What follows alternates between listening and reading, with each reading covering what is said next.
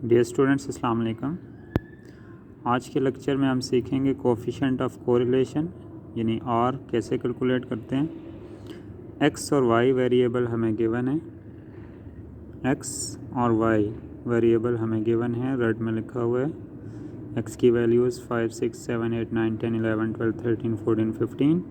Y की values इसी तरह से 9, 6, 10, 8, 13, 11, 14, 10, 14, 12 और 18 गिवन है। स्टूडेंट्स, इसमें भी सबसे पहले हम टेबल को फिलअप करेंगे, टेबल कैलकुलेट करेंगे। एक्स और वाई की वैल्यू गिवन है तो एक्स वाई फाइंड करेंगे। 9 5 ज़ा 45, 6 6 ज़ा 36, 7 10 ज़ा 70, 8 8 ज़ा 64। इसी तरह से कैलकुलेट करते जाएंगे। फिर एक्स स्क्वायर कैलकुलेट करेंगे और इसी तरह से वाई स्क्वायर कैलकुलेट करेंगे। इन सब का टोटल कर लेंगे। एक्स का टोटल 110, वाई का टोटल 125, एक्स वाई का टोटल 1336, एक्स स्क्वायर का टोटल 1210 और वाई स्क्वायर का टोटल 1531। अब कोफिशिएंट ऑफ कोरिलेशन यानी हमने आर कैलकुलेट करना है, तो इसके लिए सबसे पहले हमारे पास फार्मूला होना चाहिए कि R coefficient of correlation, R से इसको डिनोट करते हैं और इसका फार्मूला हम लिखते हैं summation X Y over N minus summation X over N into summation Y over N whole divided by, यानी हम फार्मूला बना रहे हैं summation X Y over N minus summation X over N into summation Y over N whole divided by standard deviation of X multiply by standard deviation of Y, यानी X और Y का standard deviation calculate करेंगे।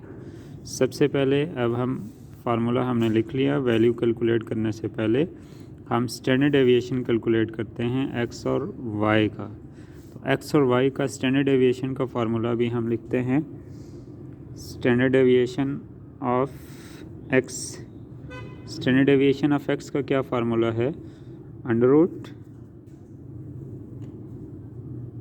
Summation X square over N minus summation X over N का whole square, ये standard deviation of X का formula.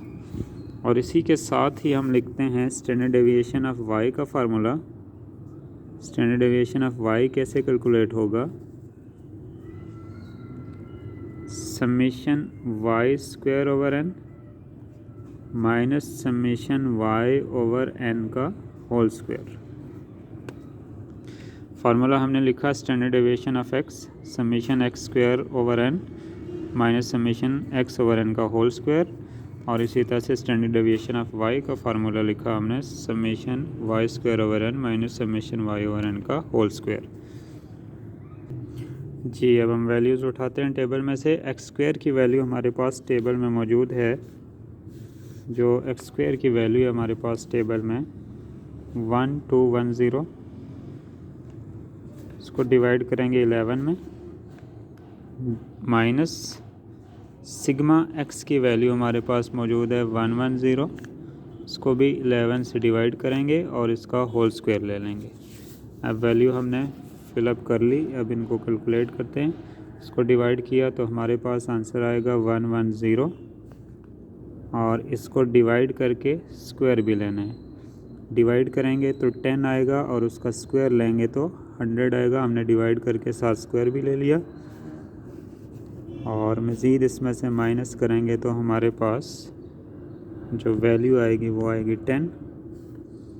10 का जब हमने अंडर रूट लिया तो अंडर रूट लेने के बाद हमारे पास वैल्यू आएगी 3.16। अब इसी तरह से हमारे पास सिग्मा वाई यानी standard deviation of Y sigma Y square की वैल्यू हम टेबल में से ले लेंगे, जो कि हमारे पास थी 1531 डिवाइडेड बाय 11 माइनस करेंगे 125 डिवाइडेड बाय 11 का स्क्वायर। जी, इसको हम डिवाइड करते हैं इसको जब हमने डिवाइड किया तो हमारे पास वैल्यू आई 139.18 और इसको डिवाइड करके स्क्वायर लेने के बाद जो वैल्यू आ रही है 129.04।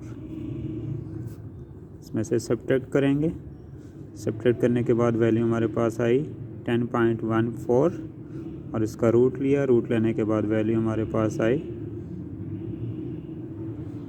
3.18। अब डिनोमिनेटर में जैसे r हमारे पास है और वहाँ लिखा हुआ है standard deviation of x, standard deviation of y की वैल्यू आपस में मल्टीप्लाई होगी और नॉमिनेटर में sigma X Y divided by n minus sigma X over n sigma y over n। जी अब हमने r का फार्मूला लिख लिया, summation X Y over n minus sigma X over n sigma y over n आपस में multiply होंगे। नीचे स्टैंडर्ड डेविएशन ऑफ x और y हमने लिखा। सिग्मा एक्स वाई की वैल्यू हमारे पास मौजूद है और उसको हमने डिवाइड करना है n पे।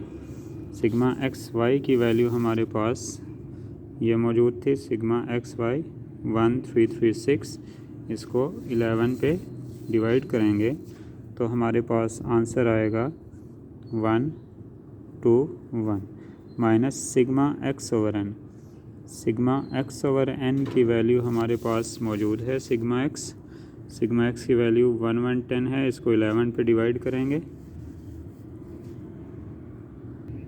जी इस वक्त वैल्यू हमने डिवाइड करने के बाद सब्ट्रैक्ट करेंगे। नीचे हमने स्टैंडर्ड डेविएशन के दोनों वैल्यूज़ लिख ली, को डिवाइड माइनस करके जो हमारे पास रिज़ल्ट आया 7.85 और नीचे वाली दोनों वैल्यू हमने जब मल्टीप्लाई की तो ये आई हमारे पास 10.05 को डिवाइड करने के बाद हमारे पास 0.78, यानी हमारे पास ये आंसर आया R का कोफिशिएंट ऑफ कोरिलेशन 0.78।